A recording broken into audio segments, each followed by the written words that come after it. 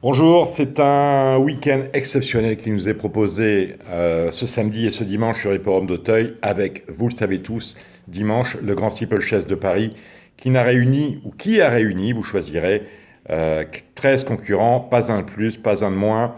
Et je vous propose, contrairement à ce que nous faisons les semaines précédentes, de passer directement à la réunion de dimanche avec ce Grand Steeplechase de Paris, cinquième course de notre programme dont le départ sera donné à 16h10 très précisément. Il y a trois favoris dans la course. Le 7 As d'Estruval qui nous a un peu époustouflé lors de sa victoire dans le prix Ingré, époustouflé pour deux raisons. Le saut du Redditch Fence où il a repris quasiment 4 longueurs à tous ses adversaires alors qu'il se tenait un peu en retrait, mais également la manière dont il a terminé où il a repris un départ, c'est-à-dire qu'il a su réaccélérer pour aller chercher une victoire finalement relativement, même pas relativement, absolument facile. Donc ce 7 As d'Estruval n'aura contre lui finalement que l'aptitude au terrain lourd. On annonce beaucoup de pluie, sachez-le, sur l'hippodrome d'Auteuil ce dimanche. Ce samedi, le terrain devrait être très souple, mais sans doute lourd dimanche, et notamment dans la cinquième course. Et bien évidemment, le fait qu'il débute sur la distance de 6000 mètres, on se souvient que Guillaume Macaire a fait tout un foin avec sa mémoire du corps que As d'Estruval n'a pas, car il n'a jamais couru sur la distance de 6000 mètres. Autrement dit, un tout bon cheval, un sauteur de premier plan qui devrait disputer l'arrivée. Quant à savoir s'il gagnera, c'est impossible. Deux autres favoris, je le disais, après cet As d'Estruval, Storm of Saint-Ly, qui a gagné cette épreuve en 2014. Il est revenu au top, il vient de s'imposer dans le prix William Head, une épreuve qui fait foi pour aller défendre une première chance sur ce grand steeple. Et Miller Thomas que j'ai placé en tête du pronostic que vous allez découvrir sur Canal Turf. Miller Thomas qui finalement n'a pas si mal couru que ça lors des épreuves préparatoires. Il n'en a certes gagné aucune, terminant notamment deuxième en dernier lieu du prix Ingré d'As d'Estruval, mais cela reste un cheval de grande qualité, capable, à mon sens, de se transcender pour sa deuxième participation à un Grand Steeplechase de Paris. Donc trois favoris. Que faire puisque c'est un quintet avec les autres concurrents? Est-ce que l'on peut en éliminer certains? Je pense que oui. Je pense notamment au numéro 13, Karel City, qui est nettement surclassé à mon sens dans cette course. Il n'a que 5 ans et il n'est pas très endurci pour aller sur cette épreuve. J'éliminerai également le numéro 8, Vézelay, avec lequel se pose un véritable problème relatif à la tenue. Et on élimine également le 6, Pindar, Pindar qui à mon sens n'a rien à faire dans cette épreuve. Vous allez noter que je n'ai pas du tout interdit Café de Paris, le vétéran de l'épreuve. Il a 11 ans, mais c'est un cheval qui aime le lourd, qui va se plaire sur la distance, qui a été acheté pour participer justement à ce grand steeple.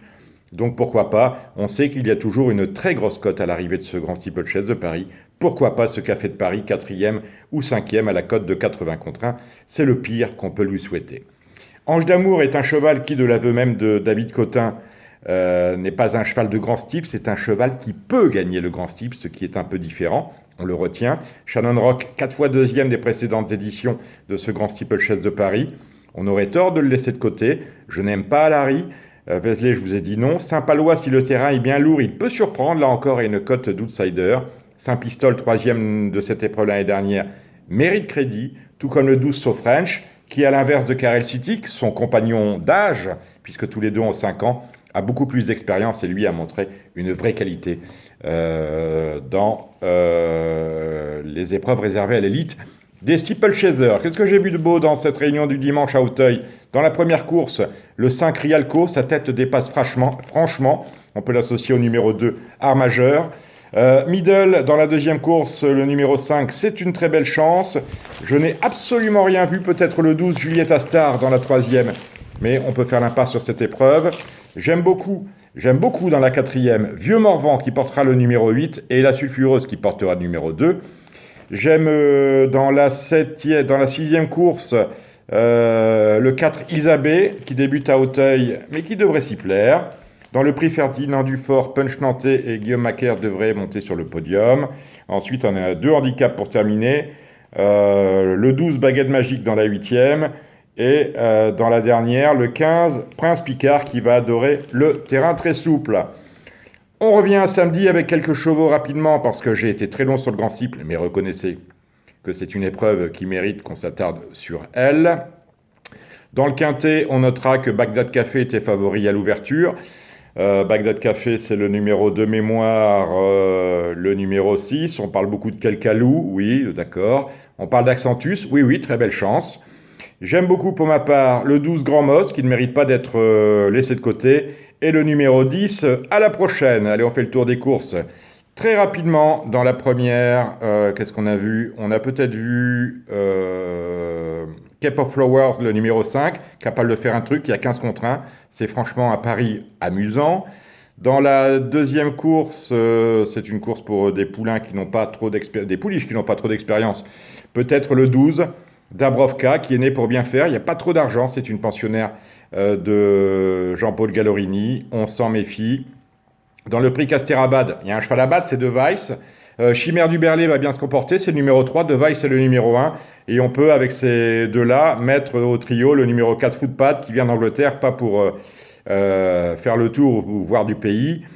Dans la cinquième, on a Belle et Riche, le numéro 11. On a Champ de Bataille, le numéro 7. On a Béguin d'Estruval, le numéro 1. Ce sont mes choix pour cette cinquième course. La sixième, c'est le prix La Barca. Alors là, on a un problème parce qu'on a 8 étrangers sur les 13 partants. J'aime beaucoup le 3 Grand Lucé. Il est très joué, deuxième favori de l'épreuve, à 5 contre 1. J'aime Petit Zig, pas trop d'argent, 11 contre 1. Bosseur est un peu laissé pour compte, on ne sait pourquoi, c'est le numéro 4. Le favori, c'est 1 de saut à 4 contre 1. C'est intéressant, mais il débute sur une distance aussi longue. Et qu'est-ce qu'on a vu d'autre également?